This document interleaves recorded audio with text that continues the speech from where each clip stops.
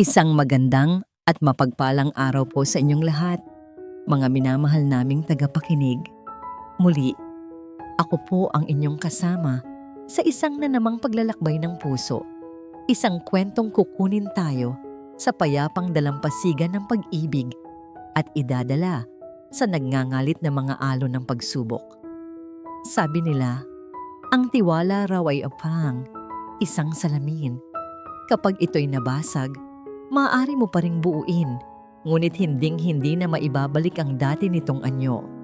Paano kung ang salamin ng isang perpektong pagsasama ay magkalamat dahil lamang sa isang maliit na hikaw? At ang lamat na yon ang siyang magiging pinto patungo sa katotohanang sisira sa lahat ng iyong pinaniniwalaan? Halina't pakinggan natin ang simula ng kwento ni Hiraya.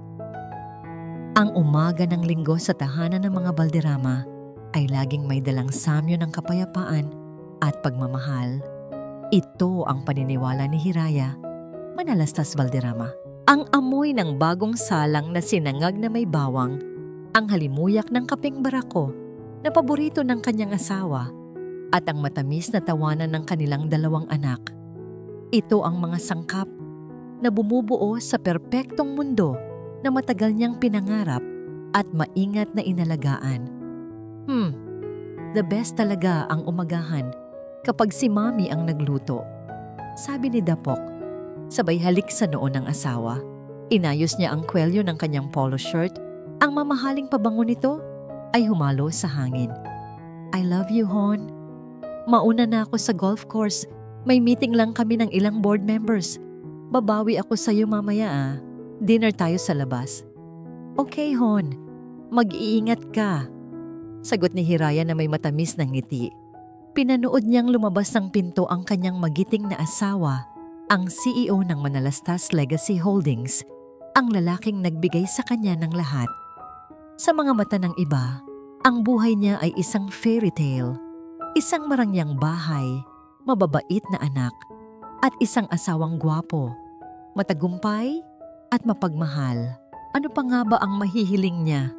Nang makaalis si Dapok at matapos maglaro ang mga bata sa hardin, naisipan ni Hiraya na linisin ang sasakyan ng asawa. Isang maliit na bagay, isang serbisyong hindi naman nito hinihiling, ngunit para sa kanya, ito ay isa pang paraan ng pagpapakita ng kanyang pagmamahal. Habang pinupunasan niya ang leather na upuan sa passenger side, may isang bagay na kumislap mula sa siwang sa sahig. Kinunutan niya ng noo. Gamit ang dulo ng kanyang daliri, maingat niyang kinuha ito. Napatigil siya sa paghinga. Sa kanyang palad ay isang maliit na hikaw, isang perlas na nakakabit sa ginto. Maganda ito. Simple ngunit elegante. At hindi ito sa kanya. Alam na alam niya ang bawat alahas na mayroon siya. Hindi niya kailanman pagmamay-ari ang ganitong klaseng hikaw. Tila huminto ang mundo ni Hiraya. Ang tanging naririnig niya ay ang mabilis na pagtibok ng kanyang puso sa loob ng kanyang dibdib. Pinagmasdan niya ang hikaw. Ang liwanag ng araw ay tumatama dito, na para bang tinutokso siyang harapin ang isang katotohanang ayaw niyang makita. Saan galing ito? Kanino ito? Biglang bumalik sa kanyang alaala ang gabi kung kailan nag-propose si Dapok. Nakaluhod ito sa harap niya sa ilalim ng mga bituin. Hawak ang isang singsing.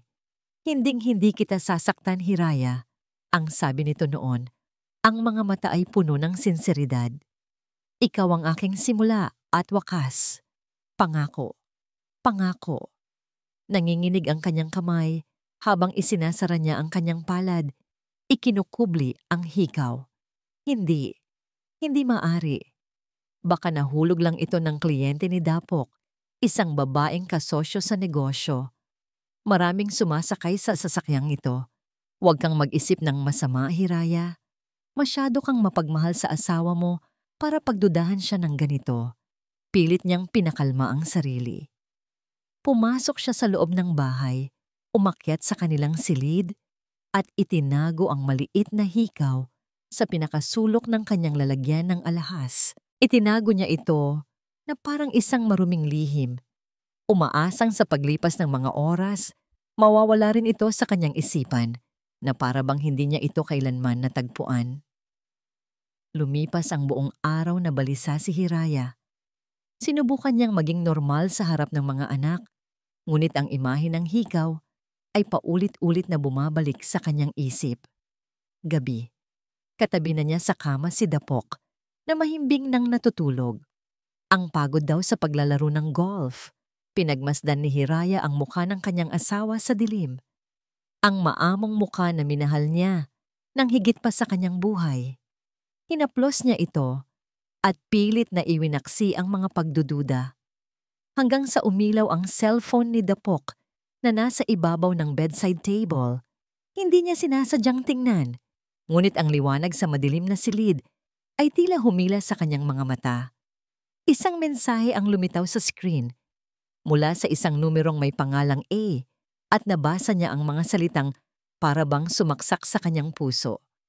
I miss you, my CEO. Sana naalis mo agad ang ebidensya. A. Ang mga salitang yon sa screen ng telepono ay hindi lamang mga letra. Ang mga ito ay lason. Isang lason na dahan-dahang gumapang mula sa kanyang mga mata, bumaba sa kanyang lalamunan, at kumalat sa buo niyang sistema hanggang sa maramdaman niya ang matinding panlalamig sa kabila ng init ng kumot. Ebidensya.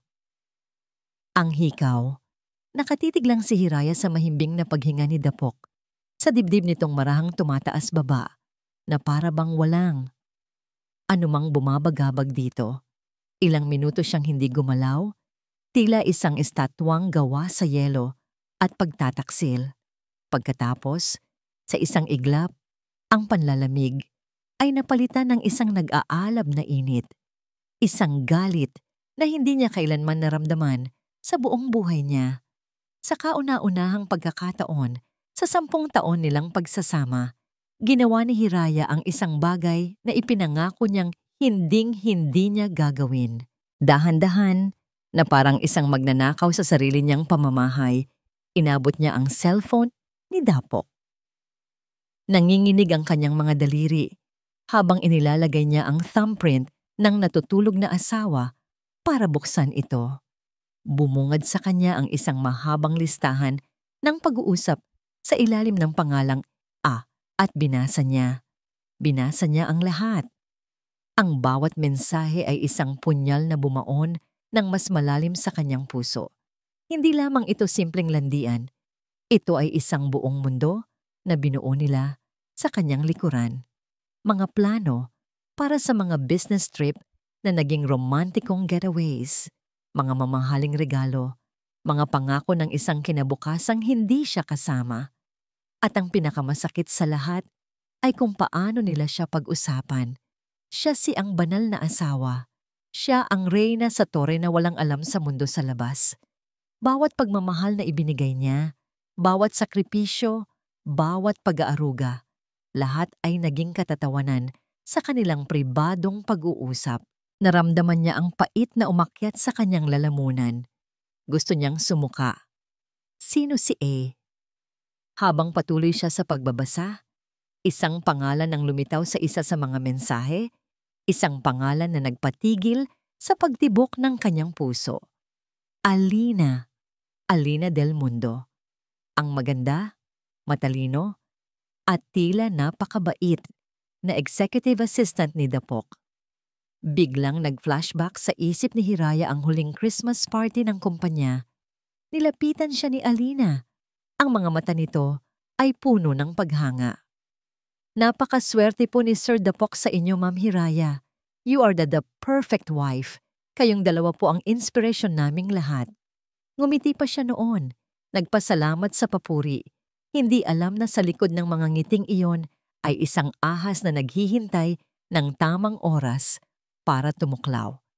Isinara ni Hiraya ang telepono at maingat na ibinalik ito sa bedside table. Humiga siya muli, ngunit nakaharap na siya sa kabilang direksyon, malayo kay Dapok. Hindi na siya umiyak. Ang mga luha ay napalitan ng isang malamig at matigas na desisyon. Tapos na ang fairy tale. Kinaumagahan, hinintay niyang magising si Dapok habang nagkakape ito sa kanilang kusina. Kalmado siyang lumapit.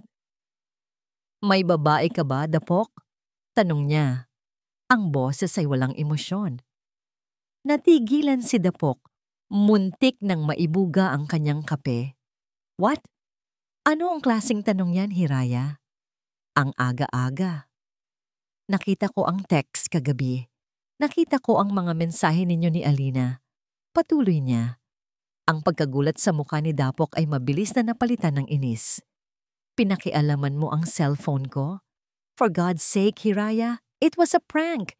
Mga kasamahan ko sa opisina, naglolokohan lang kami. At si Alina? She's my assistant. Of course, magka-text kami. Loko-lokohan lang ang I miss you, my CEO? Tanong niya, ang boses ay nagsimula ng manginig. Loko-lokohan lang ang pagtawag niyo sa akin na banal na asawa? You're overreacting, sabi ni Dapok. Tumayo ito at hinawakan siya sa braso. Ngunit umiling si Hiraya. It's nothing. Stress ka lang siguro. Huwag mong sirain ang umaga natin dahil sa wala. Hinalikan siya nito sa noo. Ngunit ang pakiramdam ay hindi na katulad ng dati. Parang yelo ang dumampi sa kanyang balat. Umalis itong parang walang nangyari. Iniwan siyang nakatayo sa gitna ng kusinang dati puno ng init. Ngunit ngayoy sinlamig ng isang morgue. Nang makalabas na ang sasakyan ni Dapok sa gate, doon na bumuhos ang kanyang mga luha. Kinuha niya ang kanyang telepono, nanginginig na pinindot ang numero ng isang taong alam niyang makikinig at maniniwala sa kanya. Hello? Sagot ng boses sa kabilang linya. Nabasag ang boses ni Hiraya sa gitna ng isang hikbi. Kailangan kita. Gabi na nang umuwi si Dapok. Sinalubong siya ni Hiraya sa sala. Ang puso niya ay pagod na sa maghapong pag-iyak at pag-iisip. May dala itong isang maliit at eleganteng paper bag mula sa isang kilalang jewelry store. Hon, I'm sorry kung nag-alala ka kanina, sabi ni Dapok na may malambing na ngiti. I know I've been busy lately, kaya bumawi ako. Iniabot nito sa kanya ang isang maliit na kahon. Binuksan ito ni Hiraya. Sa loob, nakapatong sa isang unan na pelus, ay isang pares ng hikaw, mga perlas na nakakabit sa ginto. Eksakto. Walang labis, walang kulang. Ito ang kapareha ng hikaw na natagpuan niya sa kotse. Tumingin si Hiraya mula sa hikaw pabalik sa nakangiting mukha ng kanyang asawa. Ang nangiting dati ay nagbibigay liwanag sa kanyang mundo. Ngunit ngayon, habang nakatitig siya rito, wala na siyang ibang naramdaman kundi ang matinding pandidiri. Pinilit ni Hiraya na ngumiti. Isang nangiting hindi umabot sa kanyang mga mata. Isang nangiting parang babasaging salamin na anumang oras ay magkakalamat. Kinuha niya ang kahon mula kay Dapok. Ang bigat nito ay parang bigat ng buong mundo. Salamat, Hon. Ang ganda, sabi niya. Ang boses ay manipis at pilit. Itinago niya ang hikaw sa kanyang tenga. Ang malamig na metal ay parang babala sa kanyang balat. Magugustuhan ko ito. Sabi ko sa'yo bebay mo sa sama. Babawi ako. Wika ni Dapok. Kontento na tila naniniwala siya sa kanyang sariling kasinungalingan. Maliligo lang ako saglit. Pagod na pagod ako. Pinanood niya itong maglakad patungo sa kanilang banyo. Ang pinto ay nagsara. Kasunod ng mahinang kalabog. Pagkaraan ng ilang sandali, narinig ni Hiraya ang lagaslas ng tubig mula sa shower. Ang tunog ng tubig na yon ay parang isang hudyat. Ang pagtatanggi ni Dapok kaninang umaga ay masakit. Ang regalo ngayong gabi ay isang insulto, isang lantarang sampal sa kanyang pagkatao na nagsasabing, Oo, ginagawa ko ito, pero ano ang magagawa mo? Isa ka lang asawa na walang alam. Ngunit nagkakamali siya. Ang ginawa niya ay hindi nagpatulog sa mga hinala ni Hiraya. Bagkus, ginising nito ang isang halimaw sa loob niya. Isang pangangailangan na malaman ng lahat. Ang kanyang mga mata ay napako sa itim na leather briefcase ni Dapok na nakapatong sa isang silya sa sulok ng kanilang silid. Ang briefcase na yon, na dati simbolo ng kasipagan at tagumpay ng kanyang asawa, ngayon ay tila isang baul na puno ng madidilim na sikreto. Nanginginig ang kanyang mga binti habang tinatahak niya ang distansya patungo rito. Ang bawat hakbang ay mabigat. Ang puso niya ay dumadagundong sa kanyang tainga. Mas malakas pa sa tunog ng shower. Huwag, Hiraya. Baka wala kang makita. Baka mas lalo ka lang masaktan. Ngunit huli na ang lahat. Binuksan niya ang mga lock ng briefcase. Ang mahinang pag-click nito ay parang isang putok ng baril sa katahimikan ng silid. Sa ibabaw ay mga ordinaryong dokumento, mga ulat, mga chart, mga papeles na hindi niya maintindihan. Ngunit sa ilalim, may isang folder na may nakasulat na personal and confidential. Nanginginig ang kanyang mga kamay habang binubuksan niya ito. Bumungad sa kanya ang mga papeles na may letterhead ng Manalastas Legacy Holdings. Mga papeles tungkol sa share transfer at stock options. Hindi niya lubos na nauunawaan ang lahat ng legal na terminolohiya. Ngunit sapat na ang kanyang nakita para maintindihan na may mga ari-arian na inililipat.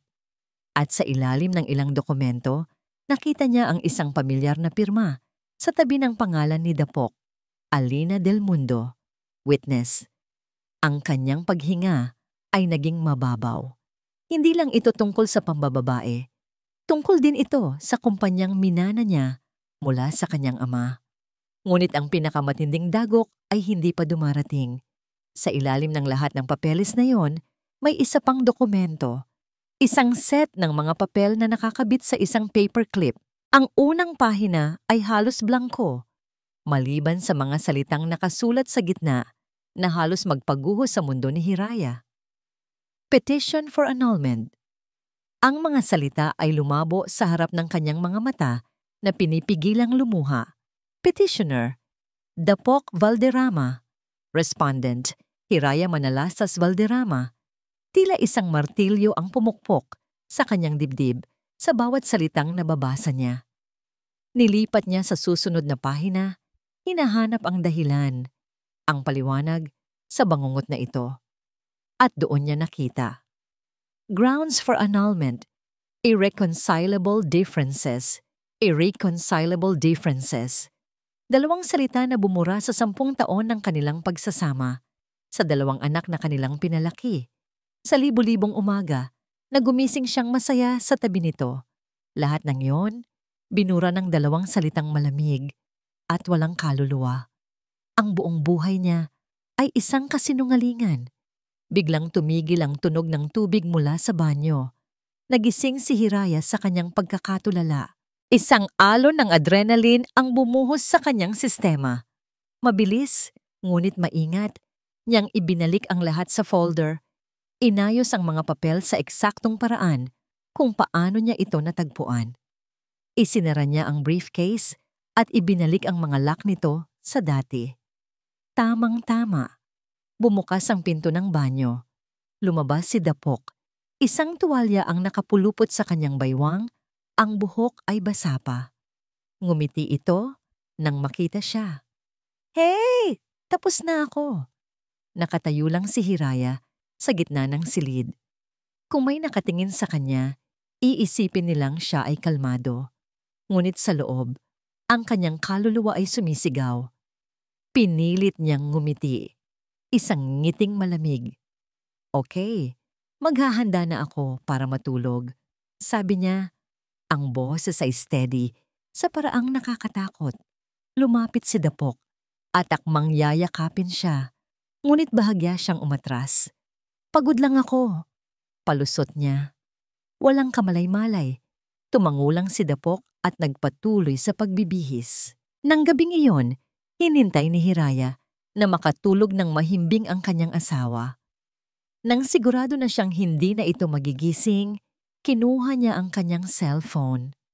Dahan-dahan, binuksan niyang muli ang briefcase ni Dapok. Isa-isa niyang kinuhanan ng litrato ang bawat pahina ng mga dokumento, ang share transfers, ang pirma ni Alina, at ang bawat salita sa nakamamatay na petisyon para sa annulment. Binuksan niya ang kanyang messages, pinili ang pangalan ni Sinag Reyes. Inattach niya ang lahat ng litrato. Pagkatapos, nag-type siya ng isang maikling mensahe. Ang bawat letra ay puno ng sakit, galit, at isang bagong tuklas na determinasyon. Simulan na natin ang laban. Ang opisina ni Atty. Sinag Reyes ay nasa ika-35 palapag ng isang gusaling salamin sa gitna ng lungsod ng Silangan. Mula sa bintana nito, tanaw ang buong syudad, isang tanawin ng kapangyarihan, ambisyon, at mga sikretong itinatago ng bawat gusali. Ito ay isang mundong napakalayo sa tahimik at perpektong buhay na binuo ni Hiraya sa kanilang bahay. Pagpasok ni Hiraya, sinalubong siya ng mahigpit na yakap ni Sinag. Walang tanong-tanong, isang yakap na nagsasabing, "Nandito ako." "Maupo ka, Hira," sabi ni Sinag. Ang boses ay malumanay, ngunit may bahid ng pag-aalala. Iginiya niya ang kaibigan sa isang malambot na upuan sa harap ng kanyang malaking mahogany desk. "Nag-order na ako ng kape para sa'yo." Umupo si Hiraya.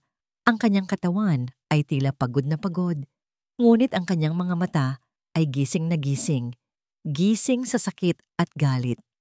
Inilapag niya ang kanyang cellphone sa desk. Nandyan lahat, Sinag, ang mga litrato. Tumango si Sinag. Kinuha niya ang telepono at isa-isang tiningnan ang mga larawan na ipinadala ni Hiraya kagabi. Ang kanyang mukha, na karaniway masayahin, ay unti-unting nagseryoso.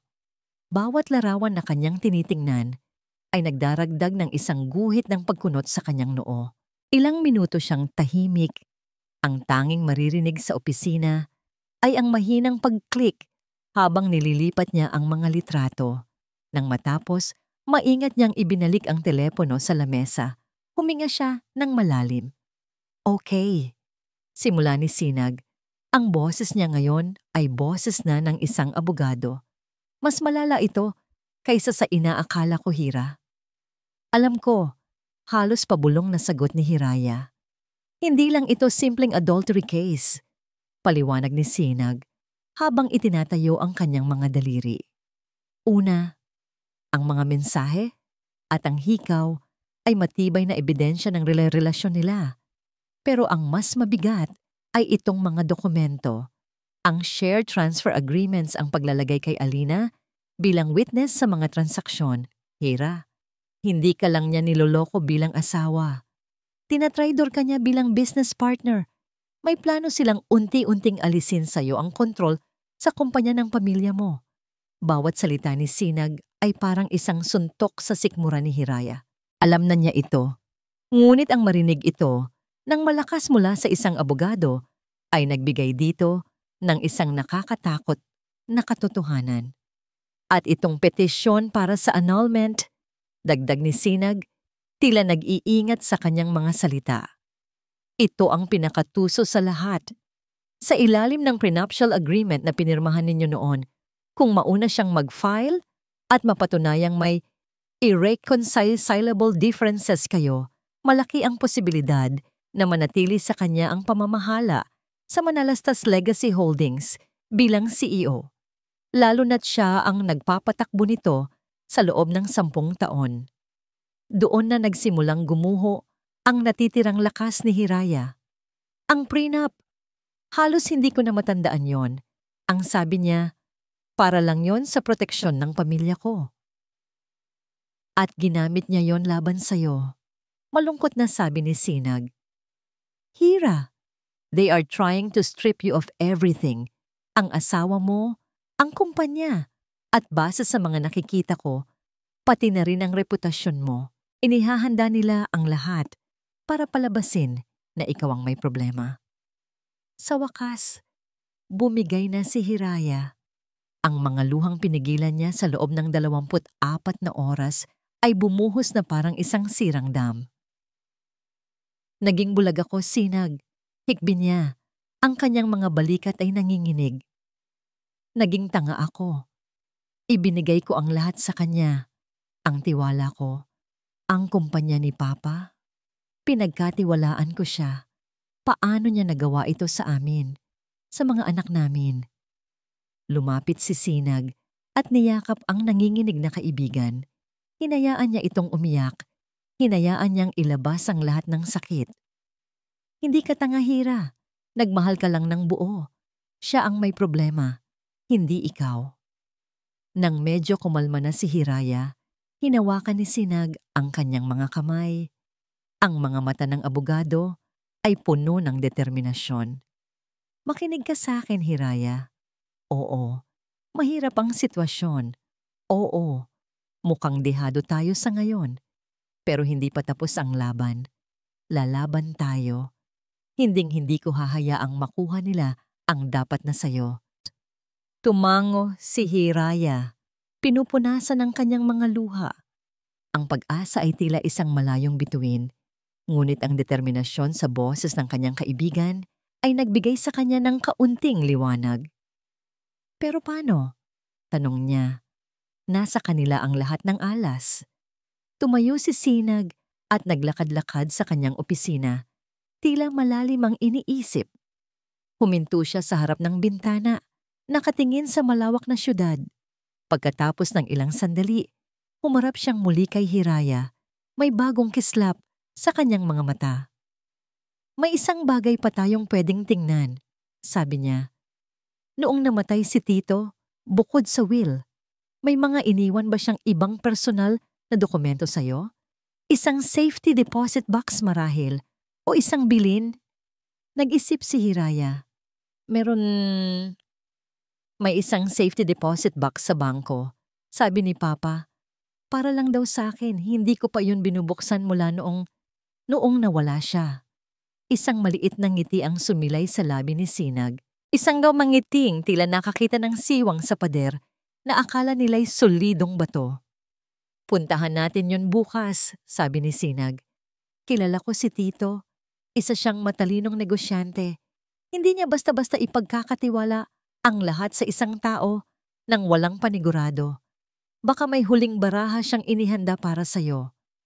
Ang vault ng bangko ay isang lugar na malamig at tahimik.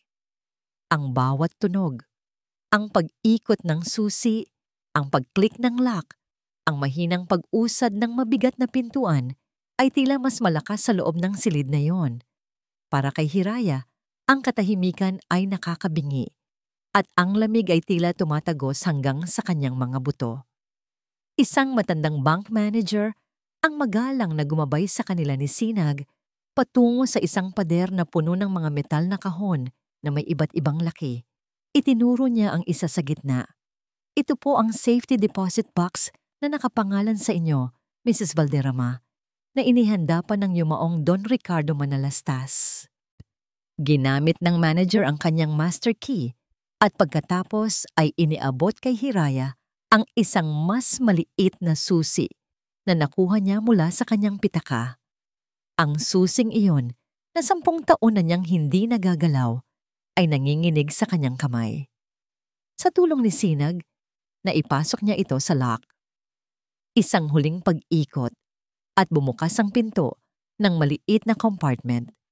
Maingat na hinila ng manager ang metal na kahon at ipinatong ito sa isang marmol na mesa sa gitna ng isang pribadong silid.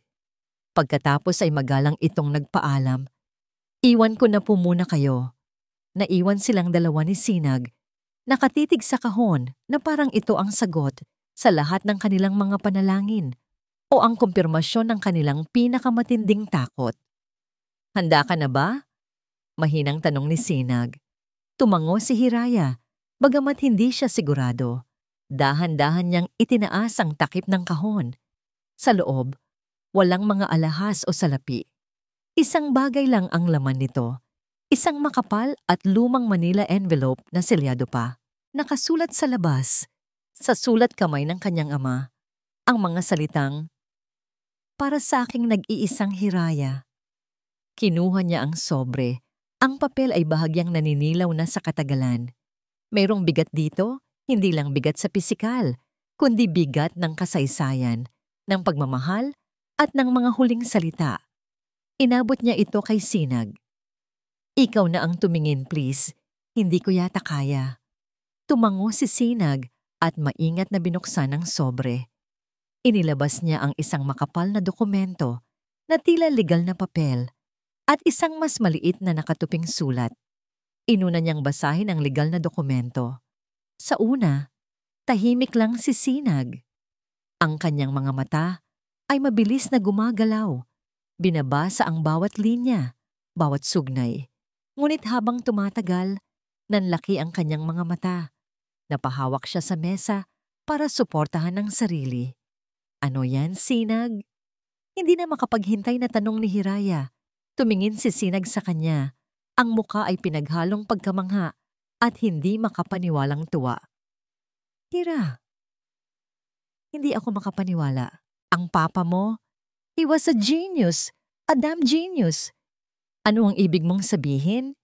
Ito, sabi ni Sinag, itinaas ang dokumento.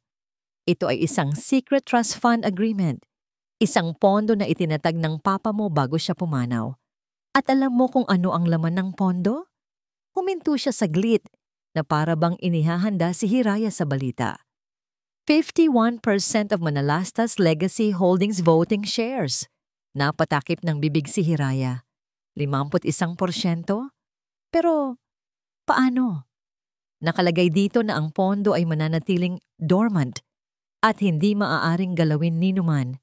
Kahit si Dapok, hanggat hindi mo ito personal na ina-activate.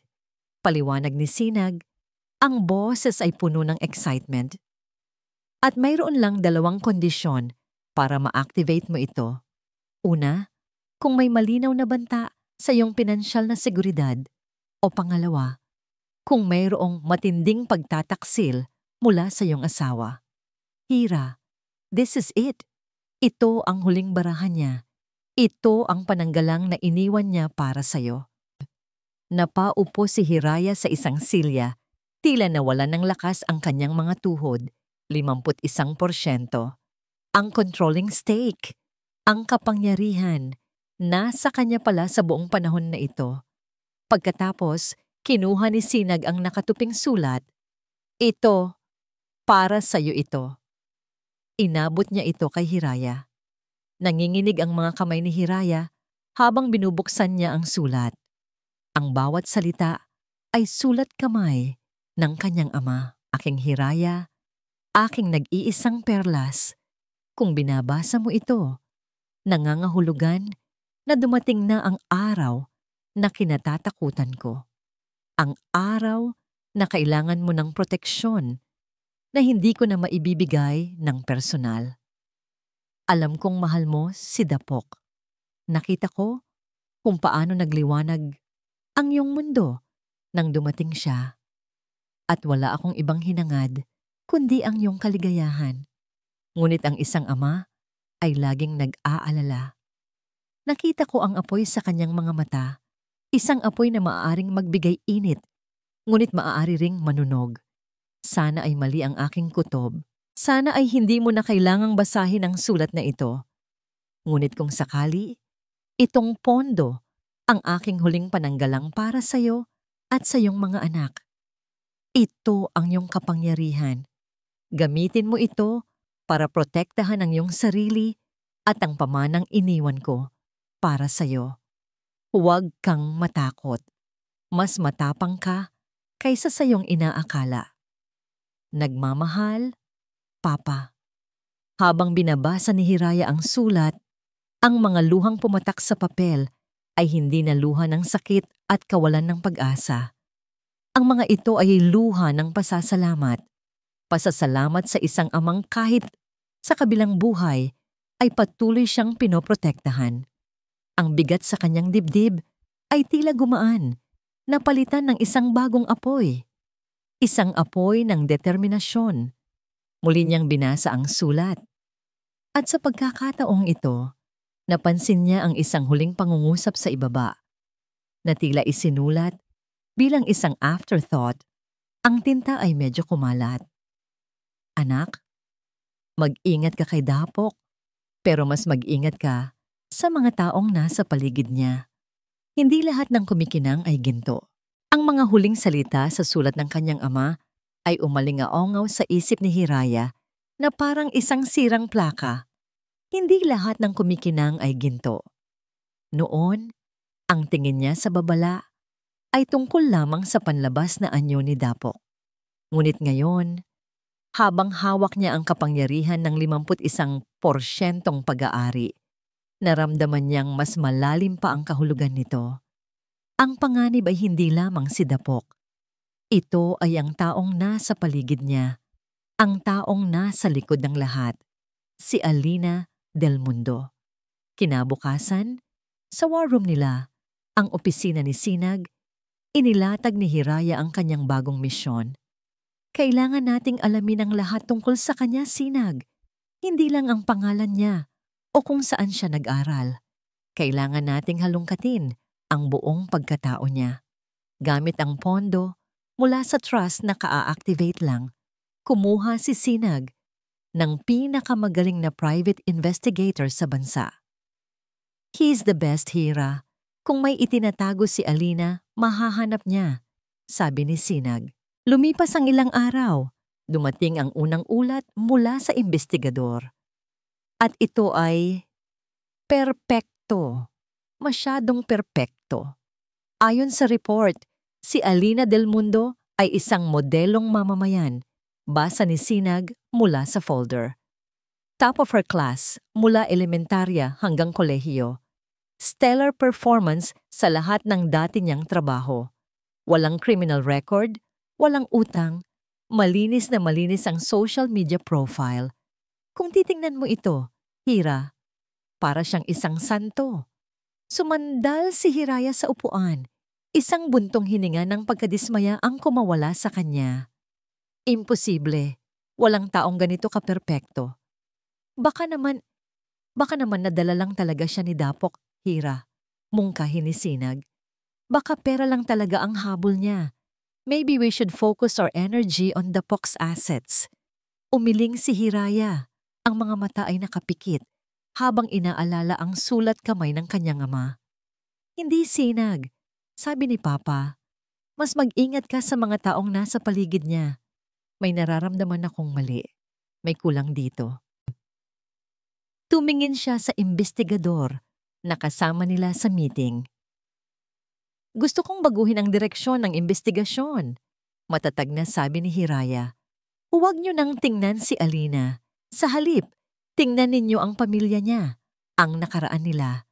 At higit sa lahat, gusto kong i-cross-reference ninyo ang pamilya niya sa lahat ng mga naging business associate at kalaban ng papa ko sa nakalipas na 20 taon. Nagkatinginan si Sinag at ang investigador. Tila nagulat sa biglaang pagbabago ng utos. Ngunit nakita nila ang determinasyon sa mga mata ni Hiraya. Hindi na ito ang babaeng umiiyak na dumating sa opisina. Ilang araw na ang nakalipas. Ito ay anak ni Ricardo Manalastas. Masusunod po, Mrs. Valderrama. Sabi ng investigador. 2 gabi ang lumipas. Halos hating gabi na at hindi makatulog si Hiraya nang biglang tumunog ang kanyang telepono. Isang unknown number. Nag-alinlangan siyang sagutin ito, ngunit may nag-udyok sa kanya. Hello? Mrs. Valderrama? Pasensya na po sa abala. Ang investigador niyo po ito? Sabi ng boses sa kabilang linya. May halong pagmamadali. May nakita na po kami. Isang bagay na importante. Kailangan niyo itong makita ng personal. Kinabukasan, sa isang tahimik na coffee shop na pag-ari ng kliyente ni Sinag, muli silang nagkita. Inilapag ng investigador ang isang brown envelope sa kanilang lamesa. Ang background ni Alina ay malinis pa rin, pero noong sinunod namin ang utos nyo, Mrs. Valderrama, panimula nito. Noong hinalungkat namin ang mga lumang kaso at business dealings ni Don Ricardo, may isang pangalan na paulit-ulit na lumabas. Binuksan niya ang envelope at inilabas ang isang lumang article mula sa isang business magazine. Ang headline, Manalastas wins hostile takeover. Del Mundo Empire crumbles. Ricardo Del Mundo, basa ni Sinag. Naalala ko ang pangalang ito. Malaking balita ito noon. Isa siya sa pinakamatinding kalaban ni Tito sa industriya. Nag-suicide daw matapos bumagsak ang kumpanya niya. At anong koneksyon niya kay Alina? Tanong ni Hiraya. Ang puso niya ay nagsimula nang kumabog ng mabilis. Hindi sumagot ang investigador. Sa halip, inilabas niya ang isang luma at kupas na litrato. Isang family picture, isang lalaking nasa mid-40s, isang babae, at isang batang babae na nasa mga 10 taong gulang. Ito si Ricardo Del Mundo. Sabi ng investigador, itinuturo ang lalaki. Tumingin si Hiraya sa mukha ng batang babae sa litrato. Payat ito, may mahabang buhok, at may isang pamilyar na ngiti, isang ngiting pilit, at tila may itinatagong lungkot. Habang tinititigan niya ito, ang mga anyo ng bata ay tila nagbago sa kanyang isipan. Tumanda ng 20 taon, nagkaroon ng kumpiyansa at ng isang mapanlinlang na kabaitan. Ang batang babae sa litrato ay si Alina. Paano? Halos hindi makapaniwalang bulong ni Hiraya. Pero ang apelyido niya ay Del Mundo. Bakit hindi namin ito nakita agad? Dahil hindi siya opisyal na kinilala, sagot ng investigador, habang inilalabas ang isang birth certificate. Si Alina ay anak sa labas ni Ricardo Del Mundo. Ginamit niya ang apelyido ng kanyang ina sa lahat ng kanyang legal na dokumento. Itinago siya, isang sikreto. Biglang nag-ugnay-ugnay ang lahat sa isip ni Hiraya. Ang perpektong resume, ang paghanga na ipinapakita sa kanya, ang paglapit niya kay Dapok, ang unti-unting paninira sa kumpanya, bawat galaw ay kalkulado, bawat ngiti ay may lason. Ang mundo ni Hiraya ay umikot. Ang kalaban niya ay hindi isang simpleng kerida na uhaw sa pera. Ang kalaban niya ay isang multo mula sa nakaraan ng kanyang ama. Isang multo na naghintay ng 20 taon para sa perpektong pagkakataon na maningil. Tumingin siya sa investigador. Ang kanyang mga mata ay puno ng isang bagong uri ng takot. Tinitigan siya pabalik ng investigador. Ang kanyang mukha ay seryoso. Si Alina Del Mundo, anak siya sa labas ni Ricardo Del Mundo. Ang business partner na sinira ng papa niyo 20 taon na ang nakalipas. Hindi ito tungkol sa pera, Mrs. Valderrama. Ito ay paghihiganti. Ang takot na naramdaman ni Hiraya sa coffee shop ay mabilis na nagmetamorphose. Parang isang chemical na reaksyon, ang pagkagulat ay naging yelo at ang yelo ay naging bakal. Hindi na ito simpleng laban para sa kanyang kasal o yaman. Ito ay isang laban para sa pamana ng kanyang ama. Isang laban sa isang multo na 20 taon nang nag-aabang sa dilim. Pagbalik nila sa opisina ni Sinag, wala nang luha sa mga mata ni Hiraya. Napalitan ito ng isang malamig at matalas na determinasyon. Hindi na natin kailangang mag-ingat, Sinag, sabi ni Hiraya. Ang boses ay matatag. Alam na natin kung sino ang tunay na kalaban. Kailangan nating gulatin sila. Kailangan nating tamaan sila kung saan hindi nila inaasahan. Ano ang plano mo? Tanong ni Sinag habang inihahanda ang kanyang legal pad.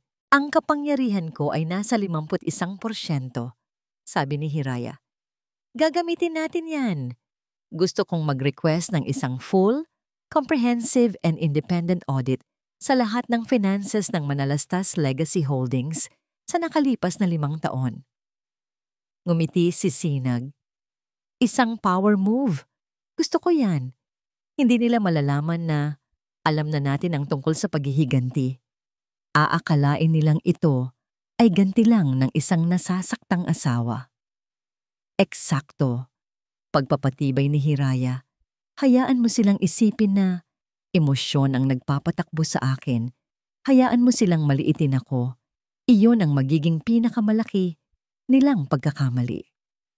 Sa loob ng 1 oras, Binuo ni Sinag ang isang formal at hindi matatawarang legal na kahilingan sa ilalim ng bylaws ng kumpanya bilang may-ari ng mayorya ng voting shares, karapatan ni Hiraya na gawin ito. Isang pindot lang sa send button at ang digital na dokumento ay lumipad patungo sa email ng buong board of directors kasama na ang opisina ng CEO. Ang unang bato ay naibato na. Ang lindol ay dumating pagkaraan lamang ng 15 minuto. Tumunog ang telepono ni Hiraya. Si Dapok. "Hiraya, what the hell is this?" Bungad ng asawa, ang boses ay nagngangalit sa galit at hindi makapaniwala. "An audit? Nagpapadala ka ng email sa buong board nang hindi man lang ako kinakausap? Are you trying to create chaos?" Huminga ng malalim si Hiraya. Pinapakalma ang sarili. Bilang isang shareholder, Dapok, karapatan kong malaman kung saan napupunta ang pera ng kumpanya. Sagot niya, ang boses ay kalmado at walang emosyon. "Shareholder? Hiraya, asawa kita. Kung may tanong ka, sana sa akin ka lumapit. Pinagmumukha mo akong tanga sa harap ng mga tao ko. Ikaw ang gumawa niyan sa sarili mo, hindi ako." Ganti ni Hiraya. Ang lamig sa kanyang boses ay tila nagpababa ng temperatura sa kabilang linya. "Kung wala kang itinatago, wala kang dapat ikatakot sa audit, hindi ba?" Isang sandali ng katahimikan. Pagkatapos ay isang tawa. Isang tawang pilit at puno ng pagbabanta. "Fine. You want to play games? Let's play." At ibinaba nito ang telepono. Sa isang madilim na sulok ng isang mamahaling bar, halos basagin ni Dapok ang hawak niyang baso. Hindi ko siya maintindihan. Parang ibang tao ang kausap ko. Bulalas niya kay Alina na kalmadong nakaupo sa tapat niya. "Huminahon ka, Dapok," sabi ni Alina. Ang boses ay malambing ngunit may diin. "Nagte-tantrums lang yan. Nasasaktan? Kaya gumaganti. Hayaan mo siyang mag-audit. Malinis ang mga papel natin. Ako ang bahala." Pero ang board, kakausapin ko sila. Ako ang magpapaliwanag. Sabi ni Alina, hinahaplos ang kamay ni Dapok. "Just a minor setback. Stick to the plan. Ang annulment, kapag nawala na siya sa eksena, titigil din ang lahat ng ito." Tumango si Dapok. Medyo kumalma sa mga salita ni Alina. Ngunit hindi niya nakita ang bahagyang panginginig sa kamay nito habang inaabot nito ang kanyang wine glass. O ang panandaliang pag-aalala na dumaan sa mga mata nito bago ito muling ngumiti ng matamis. Kinabukasan, ginawa ni Hiraya ang isang bagay na matagal na niyang hindi ginagawa. Pumasok siya sa naglalakihang lobby ng Manalastas Legacy Holdings Tower, ang gusaling ipinundar ng kanyang ama. Ang huling beses na tumapak siya rito ay noong Christmas party bilang asawa ni Dapok, nakakapit sa braso nito. Ngayon, naglakad siyang mag-isa. Suot niya ay isang simpleng itim na business suit. Ang kanyang buhok ay nakatali ng maayos. Ang kanyang paglalakad ay may bigat at layunin. Ang mga empleyadong nakakita sa kanya ay napatigil, nagbubulungan. Hindi na siya si Mrs. Valderrama, ang nakangiting asawa ng CEO sa mga retrato. Siya ang may-ari. Siya ang bagyo na kararating lang. Hindi siya umakyat sa opisina ni Dapok. Naglakad lang siya sa gitna ng lobby, tiningnan ang malaking pangalan ng kumpanya na nakaukit sa marmol na pader, at pagkatapos ay lumingon at umalis. Hindi niya kailangang magsalita. Ang kanyang presensya ay sapat na. Nang gabing iyon, habang naghahanda ng matulog si Hiraya, tumunog ang kanyang cellphone, isang text mula kay Sinag. "Hira, may unang resulta na ang audit team. May nakita silang isang shell company na paulit-ulit na tumatanggap ng malalaking consultancy fees mula sa MLH sa loob ng nakaraang 18 buwan. Walang malinaw na serbisyong ibinigay." Napakapit si Hiraya sa kanyang kumot. Nagreply siya. Anong pangalan ng kumpanya? Ilang segundo lang, dumating ang sagot ni Sinag. Isang pangalan na nagpatigil sa paghinga ni Hiraya at nagpatunay na nasa tamang landas siya. Del Mundo Ventures. Ang pagkatuklas sa Del Mundo Ventures ay isang tagumpay para kay Hiraya, ngunit sa kabilang panig, ito ay isang malakas na alarmang gumising sa mga ahas. Para kay Alina, ang audit ay hindi na lamang ganti ng isang asawang nasasaktan. Ito ay isang imbestigasyon at alam niyang malapit nang matunto ng lahat pabalik sa kanya. Minaliit natin siya, sabi ni Alina kay Dapok sa isang emergency meeting nila sa isang hotel suite. Ang kanyang karaniwang kalmadong itsura ay napalitan ng isang manipis na belo ng pag-aalala. Hindi siya kumikilos ng dahil lang sa emosyon. Mayroon siyang impormasyon. So anong gagawin natin? Nag-aalalang tanong ni Dapok. Paano kung malaman nila ang tungkol sa huwag mong ituloy? Putol ni Alina. Ang mga mata ay matalim. Walang may malalaman kung kikilos tayo ng mas mabilis at mas matalino. Ang pinakamagandang depensa ay opensa. Kailangan nating sirain ang kanyang kredibilidad bago pa niya masira tayo. Nang gabing iyon, umuwi si Dapok sa bahay na may dalang kapayapaan na hindi inaasahan ni Hiraya. Walang galit, walang sigawan. Sa halip, lumapit ito sa kanya habang nagbabasa siya sa sala at umupo sa tabi niya. Hon, nag-isip-isip ako, mahinang sabi nito. Siguro sobra na to. Nagkamali ako. Patawarin mo sana ako. Ayusin natin to para sa mga bata. Napatigil si Hiraya sa pagbabasa. Tiningnan niya ang kanyang asawa. Ang mga mata nito ay puno ng pagsisisi, ang boses ay malambot.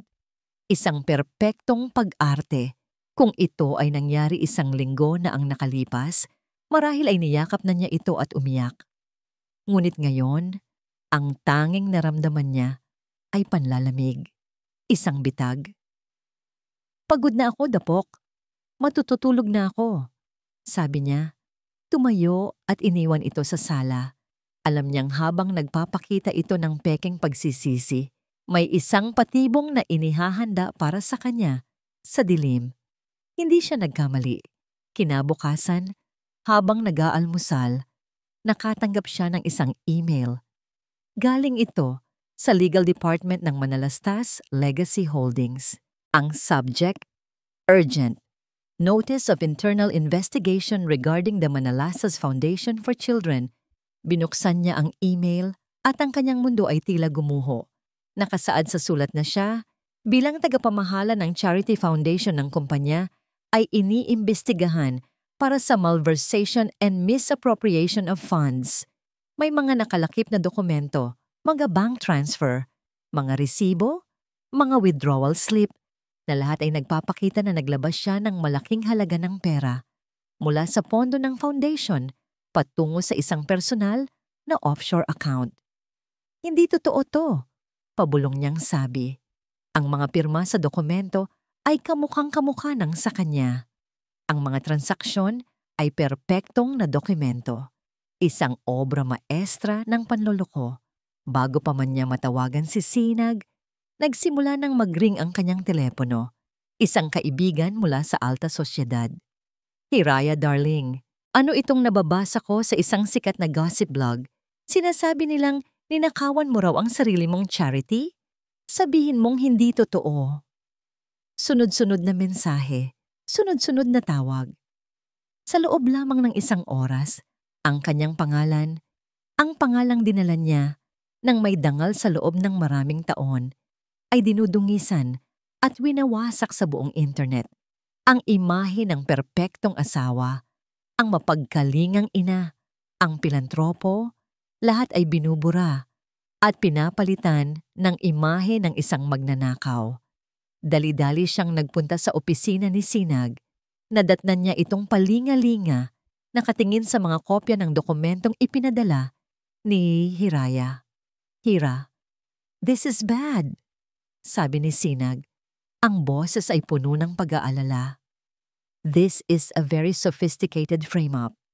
Gumawa sila ng perpektong paper trail. May mga pekeng request forms, mga pekeng acknowledgement receipts. Pinagmukha nilang ginagamit mo ang pondo ng mga bata para sa iyong luho. At dahil ikaw ang namamahala, lahat ng ebidensya ay nakaturo sa'yo. Anong gagawin natin? Tanong ni Hiraya. Ang boses ay nanginginig. Mahirap itong labanan, Hira. Salita mo laban sa isang bundok ng pekeng ebidensya. Malungkot na sagot ni Sinag. Kailangan nating patunayan na peke ang mga pirma, na gawa-gawa ang mga transaksyon at aabutin yon ng panahon. Sa ngayon, sinira na nila ang reputasyon mo sa mata ng board at ng publiko. Ang mga sumunod na araw ay isang bangungot. Ang mga dating kaibigan ay umiiwas sa kanya. Ang mga miyembro ng board na dati rumerespeto sa kanya ay hindi na sumasagot sa kanyang mga tawag. Naramdaman niya ang pag-iisa, na para bang siya ay isang may sakit na iniiwasan ng lahat. Ngunit ang pinakamasakit na dagok ay hindi pa dumarating. Isang hapon, habang nakaupo siya sa kanyang sala, na ngayon ay tila isang malaki at malungkot na kulungan, isang court messenger ang dumating. May iniabot itong isang makapal na brown envelope. Nanginginig ang kanyang mga kamay habang binubuksan ito. Ang unang dokumento ay isang subpena, isang formal na utos na humarap siya sa korte para sa mga akusasyon ng pandarambong. Bumigat ang kanyang paghinga, ngunit may isa pang dokumento sa ilalim nito. Isang dokumentong mula sa family court, isang petition for temporary custody of minor children. Ang nagsampa, Dapok Valderrama. Ang dahilan, ang immoral and illegal lifestyle ni Hiraya na pinatutunayan ng kasalukuyang investigasyon laban sa kanya, na di umano'y naglalagay sa kanilang mga anak sa isang mapanganib at hindi angkop na kapaligiran. Binitiwan ni Hiraya ang mga papel, nahulog ang mga ito sa sahig, kumalat na parang mga abo ng kanyang sinunog na buhay. Hindi lang ang kanyang kumpanya, hindi lang ang kanyang pangalan. Ngayon, pati ang kanyang mga anak. Kinukuha nila sa kanya ang lahat. Ang mga araw na sumunod ay isang malabong panaginip ng mga legal na pagpupulong, mga nag-aalalang tawag sa telepono, at isang katahimikang bumabalot sa bawat sulok ng kanyang tahanan. Ang bahay na dati puno ng tawanan at init ay naging isang malamig at malawak na espasyo. At si Hiraya ay isang multo sa loob nito. Sa opisina ni Sinag, ang kapaligiran ay mabigat. Nakakalat sa malaking lamesa ang mga dokumento, ang petisyon ni Dapok, ang mga pekeng ebidensya mula sa foundation, at ang mga masasamang artikulo online. Tila isang bundok ng papel na nagbabadya ng kanyang pagkatalo. Sinubukan kong kausapin ang abogado ni Dapok. Sabi ni Sinag, ang boses ay pagod. They're not backing down, Hira. Gagamitin nila ang kaso sa foundation para patunayang unfit mother ka. Sa mata ng korte, habang iniimbestigahan ka, malaki ang tsansa na ibigay nila ang temporary custody kay Dapok. He's the stable parent, the respected CEO. Pero kasinungalingan ang lahat ng yon. Sigaw ni Hiraya, ang desperasyon ay kumakain sa kanyang pagkatao. Alam ko at alam mo, pero ang korte ay kumikilos base sa ebidensya. Malungkot na sagot ni Sinag. At sa ngayon, ang lahat ng ebidensya ay pabor sa kanila. Ang pinakamasakit ay ang pagharap sa kanyang mga anak. Sinubukan ni Dapok na maging mabuting ama. Umuuwi ito ng maaga. Dinadalhan sila ng mga laruan at kinakausap sila ng may pag-aalala. Isang beses, narinig ni Hiraya ang usapan nila sa hardin. Mommy's just very tired and confused right now. Sabi ni Dapok sa kanilang panganay. May mga problema siyang ginawa. But Daddy's here. I'll take care of you. Ang mga salitang iyon ay mas masakit pa sa anumang sampal. Unti-unti, inilalayo ni Dapok ang loob ng mga anak niya sa kanya, gamit ang isang lason na nakabalot sa pag-aalala. Nang gabing iyon, nang sinubukan niyang yakapin ang kanyang bunso, bahagya itong umiwas. Daddy said, "You're sick, Mommy. You need to rest." Ang bawat araw ay isang dagok, isang tawag mula sa isang miyembro ng board na matagal ng kaibigan ng kanyang ama, ang halos dumurog sa kanya. "Hiraya, I'm very disappointed," sabi ng matandang lalaki sa kabilang linya. Hindi ko inaasahan ito mula sa anak ni Ricardo. The board is leaning towards supporting Mr. Valderrama to maintain stability in the company. Nawawala na sa kanya ang lahat, ang kanyang pangalan, ang kanyang kumpanya, at ngayon, ang kanyang mga anak. Isang gabi, matapos ang isa na namang nakakapagod na araw ng pakikipag-usap sa mga abogado at pagtanggap ng masamang balita, umupo si Hiraya sa dilim ng kanyang sala. Ang tanging liwanag ay mula sa isang maliit na lamp na nagbibigay ilaw sa isang malaking wedding portrait nila ni Dapok na nakasabit sa pader.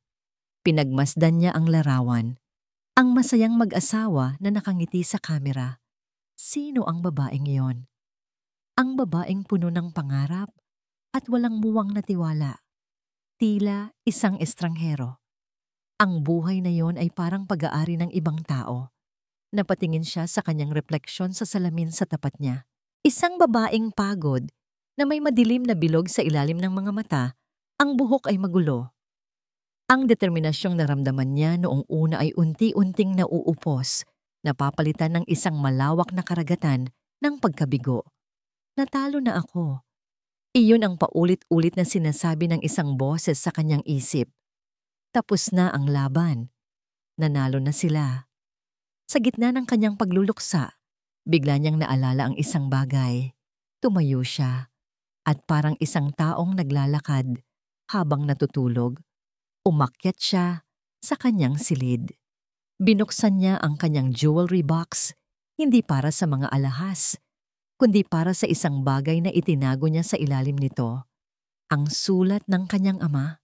Nanginginig ang kanyang mga kamay habang binabasa niyang muli ang mga pamilyar na salita. Ang mga salita ng pagmamahal, ng babala, at ng pagtitiwala. Mas matapang ka kaysa sa iyong inaakala. Nang nasa dulo na siya ng sulat, napansin niyang muli ang huling pangungusap na isinulat ng kanyang ama. Ang parte kung saan medyo kumalat ang tinta, at sa pagkakataong ito, sa ilalim ng liwanag ng kanyang bedside lamp, may nabasa siyang isang bagay na hindi niya napansin noon dahil sa pagkakalukot ng papel at pagkalat ng tinta. Ang huling bahagi ng pangungusap ay halos hindi mabasa. Ngunit ngayon, tinitigan niya ito ng mabuti. Kapag nasa dulo ka na ng lahat, tandaan mo ang pinagkakatiwalaan kong tao sa kumpanya, si Lino. Hanapin mo siya. Lino. Ang pangalan ay nagpabalik sa kanya sa kanyang kabataan. Si Mang Lino, ang matanda. Tahimik, ngunit laging mapagkakatiwala ang driver at personal assistant ng kanyang ama. Ang taong halos kasama na nilang lumaki. Ang taong laging nasa tabi ng kanyang ama, parang isang anino. Akala niya ay nagretiro na ito matapos mamatay ang kanyang ama. Isang maliit na kislap. Isang maliit, halos patay ng baga, na muling nagliyab sa gitna ng abo ng kanyang pagkabigo. Hindi pa tapos ang lahat. May isa pa. May isang tao pa. Kinuha niya ang kanyang telepono. Sa loob ng contact list ng kumpanya na na-download niya noon, hinanap niya ang pangalan. Hindi Lino. Hinanap niya ang buong pangalan nito na bigla niyang naalala. Lino Reyes. At nandoon nga. Nakalista pa rin siya bilang isang Special Projects Consultant sa ilalim ng Chairman's Office, isang posisyong tila ginawa lang para manatili siya sa payroll. Mayroon itong numero ng telepono. Huminga ng malalim si Hiraya. Isang huling pagkakataon, isang huling pag-asa. Pinindot niya ang call button. "Hello?" Isang magalang ngunit matandang boses ang sumagot sa kabilang linya. "Mang Lino?" Tanong ni Hiraya. Ang puso niya ay kumakabog ng malakas. Si Hiraya po ito, anak ni Ricardo Manalastas. Isang sandali ng katahimikan. Pagkatapos ay isang buntong hininga. "Hinihintay ko ang tawag mo, Hija," sabi ni Mang Lino. At sa mga salitang iyon, naramdaman ni Hiraya na ang huling piraso ng puzzle ay malapit ng malagay sa lugar. Nagkita sila sa isang maliit at lumang simbahan sa labas ng syudad, isang lugar na malayo sa mga matang mapanghusga. Si Mang Lino ay matanda na, ang kanyang buhok ay puti na at ang kanyang muka ay puno ng mga guhit ng panahon, ngunit ang kanyang mga mata ay matalas pa rin. May dala siyang isang manipis at gastado ng itim na notebook. Bago mawala ang papa mo, panimula ni Mang Lino, may huli siyang bilin sa akin. Sabi niya, "Lino, bantayan mo si Hiraya para sa akin. Bantayan mo si Dapok." Hindi lubos ang tiwala niya sa asawa mo, Hija. Nakita niya ang ambisyon sa mga mata nito. "Kaya, hindi ka nagretiro?" Umiling si Mang Lino. "Nanatili ako sa kumpanya, sa isang posisyong hindi pinapansin.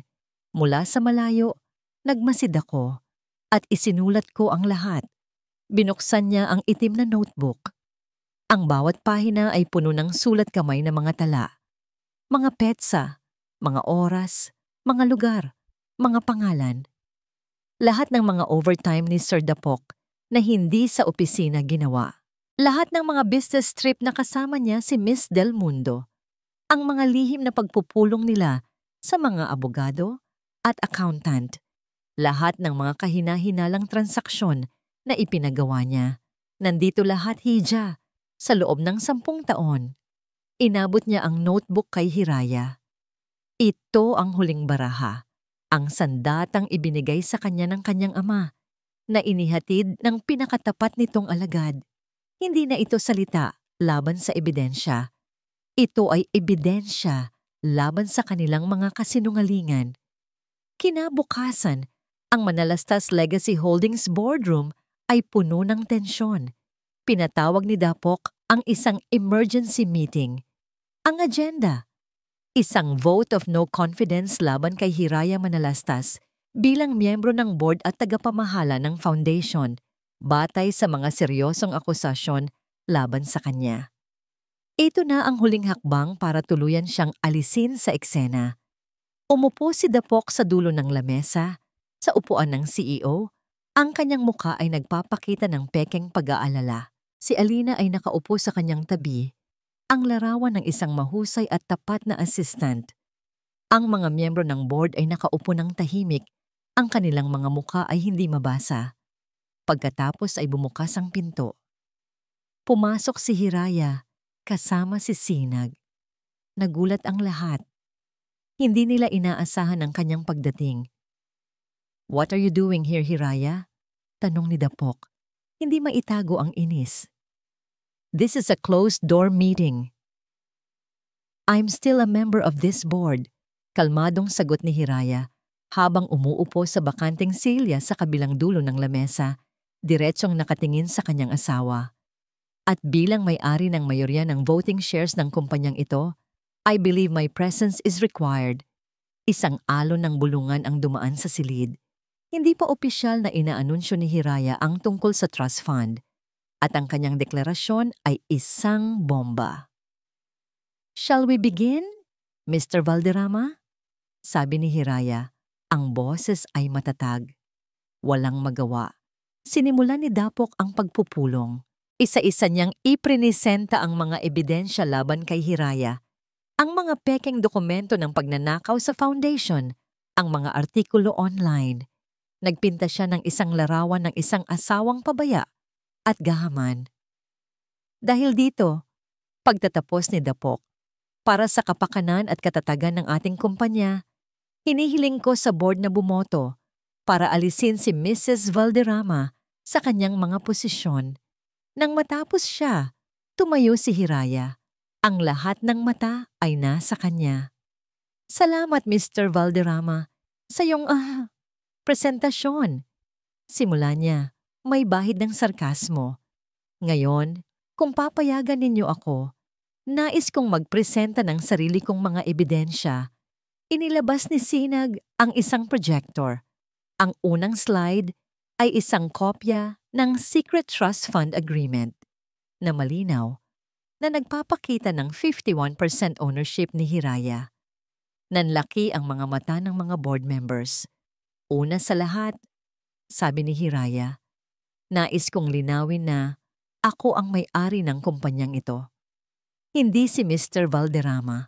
Ang pangalawang slide ay isang diagram na nagpapakita ng daloy ng pera mula sa MLH patungo sa Del Mundo Ventures Empires na pagkatapos ay nailipat sa iba't ibang offshore accounts.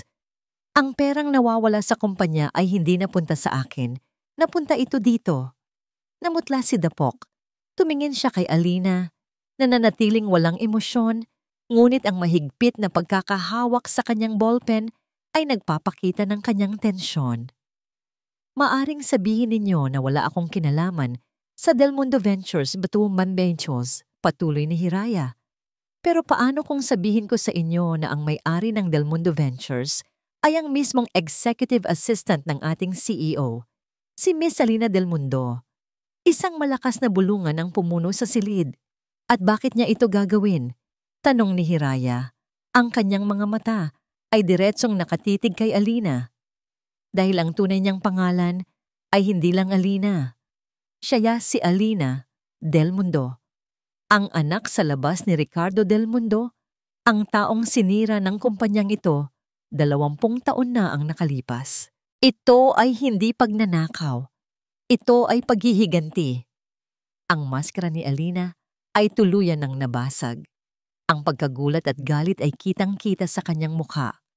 At para sa aking asawa, sabi ni Hiraya, ang boses ay bumaba, puno ng hinanakit. Para patunayan ang kanyang pagtataksil, hindi lang sa kumpanya, kundi sa aming pamilya. Inilapag ni Sinag ang itim na notebook ni Mang Lino sa gitna ng lamesa. Ang talaarawan ng 10 taon ng iyong kasinungalingan, Dapok. Binuklat ni Sinag ang notebook at ipinakita sa board ang mga detalye ng mga lihim na pagpupulong, mga biyahe, at ang plano para sa annulment. Bawat salita ay parang isang pako sa kabaong ni Dapok. Sira na, wasak na. Tumingin si Dapok kay Alina, ang kanyang mga mata ay puno ng pagkalito at galit. Sa wakas, naintindihan na niya. Ginamit lang siya. Isa lang siyang kasangkapan sa isang mas malaking laro. Tumayo si Hiraya, ang kanyang presensya ay nagpuno sa buong silid. Hindi na siya ang babaeng umiiyak, siya ang reyna na bumawi sa kanyang trono.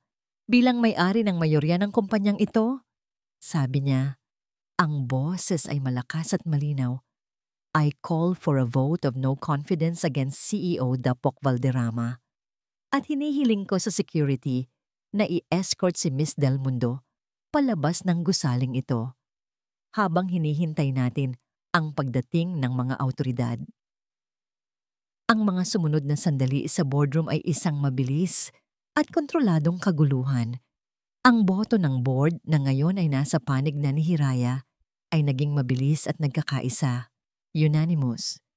Tinanggal si Dapok Valderrama bilang CEO at sa lahat ng kanyang posisyon sa kumpanya, epektibo kaagad. Habang nagaganap ang botohan, ang security ng gusali ay tahimik na pumasok. 2 unipormadong guard ang magalang ngunit matatag na lumapit kay Alina. Hindi na siya pumalag. Ang apoy ng paghihiganti sa kanyang mga mata ay napalitan ng isang malamig at talunang tingin. Habang dinadaan siya palabas, napatingin siya kay Hiraya. Isang huling tingin na puno ng galit at pagkasuklam. Hindi ito tinugon ni Hiraya. Para sa kanya, si Alina ay isa na lamang multo ng nakaraan na kailangan ng maglaho. Sumunod na inescort palabas si Dapok. Ang kanyang kayabangan ay nawala. Napalitan ng isang desperadong pagtatangka na iligtas ang sarili. Hiraya, please, let's talk. Pakiusap niya, ngunit hindi siya pinansin ni Hiraya. Tiningnan niya ang mga dating kasamahan sa board. Naghahanap ng simpatya, ngunit ang nakita lang niya ay mga matang puno ng pagkadismaya at pag-iwas. Sa paglabas niya ng pinto, natapos na ang kanyang paghahari. Nang maiwan na lamang sa silid ang mga lehitimong miyembro ng board at si Hiraya, isang matandang board member, ang dating tumawag sa kanya para ipahayag ang kanyang pagkadismaya, ang unang tumayo. Mrs. Valderrama, Hiraya, sabi nito, Ang boses ay puno ng pagsisisi. Sa ngalan ng buong board, humihingi kami ng paumanhin. Naging bulag kami. Patawarin mo sana kami. Tumango si Hiraya. Naiintindihan ko po. Lahat tayo ay naging biktima ng panlilinlang. Kung gayon, sabi ng matanda, bilang may-ari at bilang anak ng nagtatag ng kumpanyang ito, ano po ang susunod na hakbang? Ang lahat ng mata ay muling napunta kay Hiraya. Ito na ang sandali. Ang sandali ng pagpapasya. Huminga siya ng malalim. Ang Manalastas Legacy Holdings ay dumaan sa isang matinding pagsubok. Kailangan natin ng isang leader na hindi lang magpapanumbalik sa tiwala ng ating mga empleyado at investor, kundi isang leader na tunay na nagmamahal sa kumpanyang ito. Isang leader na dumadaloy sa kanyang dugo, ang pamana ni Ricardo Manalastas. Tumayo siya ng tuwid. I nominate myself as the new chairperson and CEO of Manalastas Legacy Holdings. Isang sandali ng katahimikan. Pagkatapos ay isang malakas na palakpakan ang pumuno sa silid. Pagkatapos ng pagpupulong, naglakad si Hiraya patungo sa isang opisina na matagal na niyang hindi napapasok. Ang opisina sa pinakatuktok ng gusali. Ang opisina ng kanyang ama. Pagbukas niya ng pinto, ang amoy ng lumang libro at mahogany ay sumalubong sa kanya. Ang lahat ay nasa ayos pa rin, na para bang naghihintay lang sa kanyang pagbabalik. Lumapit siya sa malaking bintanang salamin. Ang parehong bintana kung saan madalas tumayo ang kanyang ama habang pinagmamasdan ang syudad na kanyang minahal. Mula dito, tanaw niya ang lungsod ng silangan. Kumikinang sa ilalim ng papalubog na araw. Hindi ito ang tagumpay na kanyang pinangarap.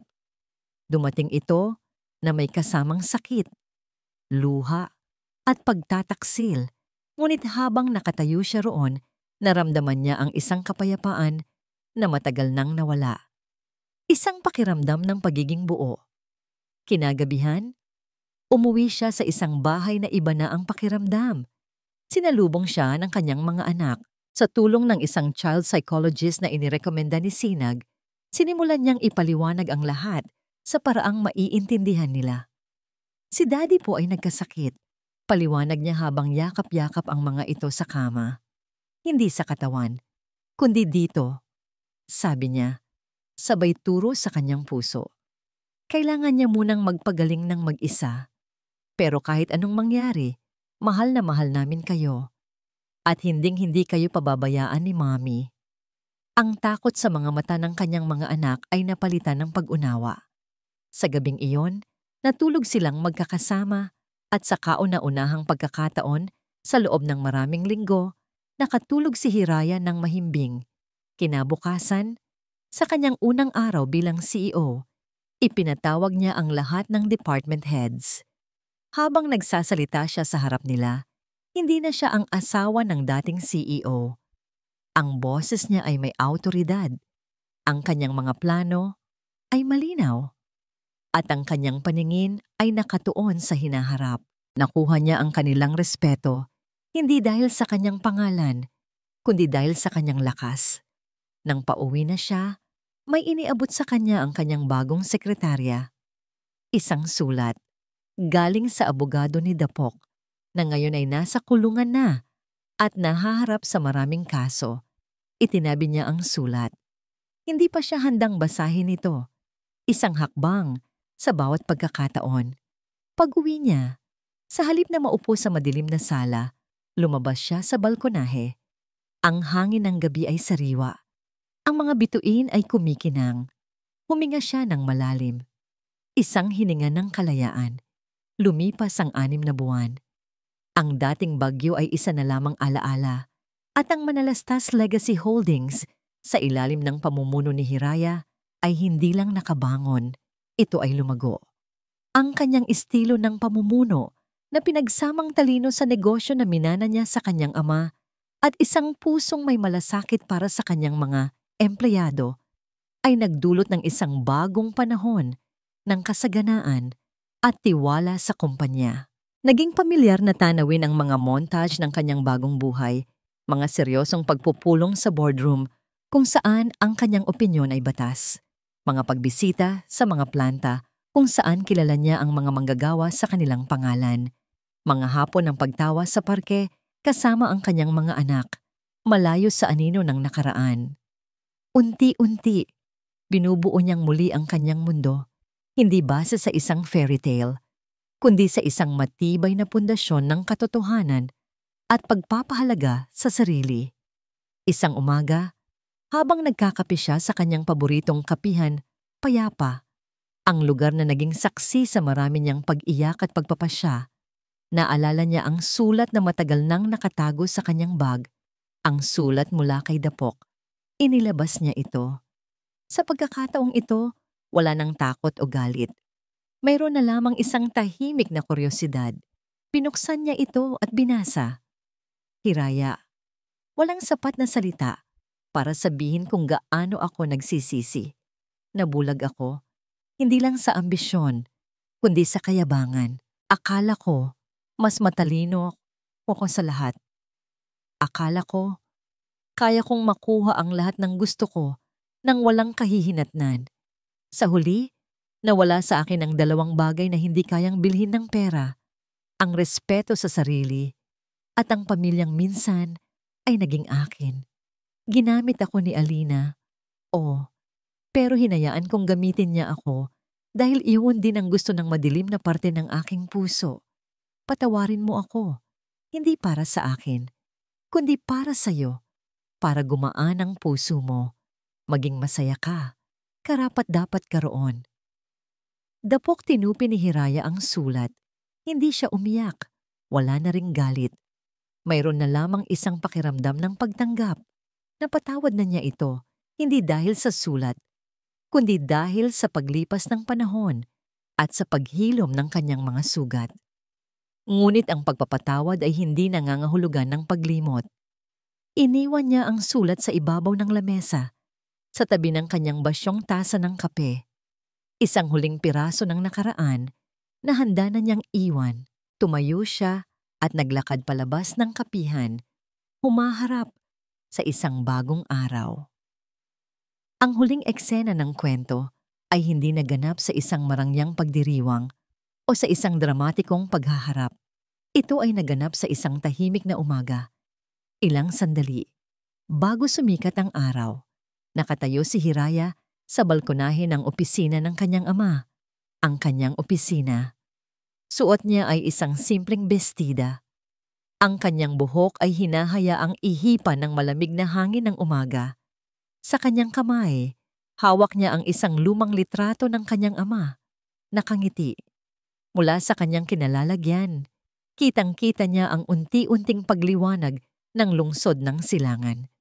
Ang mga ilaw ng syudad ay isa-isang namamatay. Napapalitan ng isang kulay kahel na liwanag sa abot-tanaw. Pinanood niya ang dahan-dahang pag-akyat ng araw. Isang bagong simula. Isang bagong pag-asa. Hindi na siya si Hiraya Valderrama, ang asawa ng isang CEO na nabubuhay sa anino nito. Hindi na rin siya si Hiraya, ang biktima ng isang malupit na pagtataksil. Siya si Hiraya Manalastas, ang ina, ang leader, ang babaeng dumaan sa apoy at lumabas na mas matatag, mas buo. Siya ang tagapagmana, hindi lang ng isang kumpanya, kundi ng isang diwa ng katatagan na ipinamana sa kanya. Isang maliit na ngiti ang sumilay sa kanyang mga labi habang ang unang sinag ng araw ay tumama sa kanyang mukha. Isang nangiting puno ng kapayapaan, pasasalamat at walang katapusang pag-asa. Ang kanyang bukang liwayway ay dumating na. At dito po nagtatapos ang kwento ni Hiraya Manalastas. Isang kwento ng sakit, pagbangon at pagtutulas sa sariling lakas. Ang aral na iniiwan sa atin ng kanyang paglalakbay ay simple ngunit makapangyarihan. Ang tunay na kaligayahan at kapayapaan ay hindi matatagpuan sa pag-asa sa iba, kundi sa pagyakap sa sarili nating kakayahan na bumangon mula sa anumang pagsubok.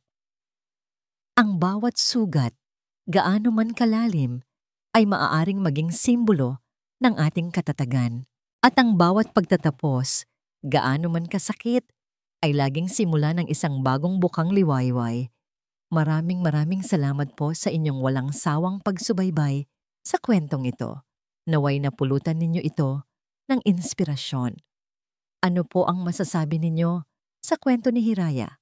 At anong klaseng kwento naman ang gusto ninyong marinig sa susunod? I-comment nyo lang po sa ibaba. Ang inyong mga saloobin ay napakahalaga po sa amin. Hindi dito nagtatapos ang ating paglalakbay. Marami pa pong kwentong kasing ganda at mas puno ng aral dito sa aming channel. Kung nagustuhan nyo ang kwentong ito, i-like, i-share sa pamilya at mga kaibigan at mag-subscribe na rin para lagi kayong updated sa mga susunod pa naming kwento. I-click nyo ang notification bell para kayo ang unang makarinig kapag may bago kaming upload. Pagpalain po kayo ng Panginoon, kayo at ang inyong buong pamilya. Hanggang sa muli.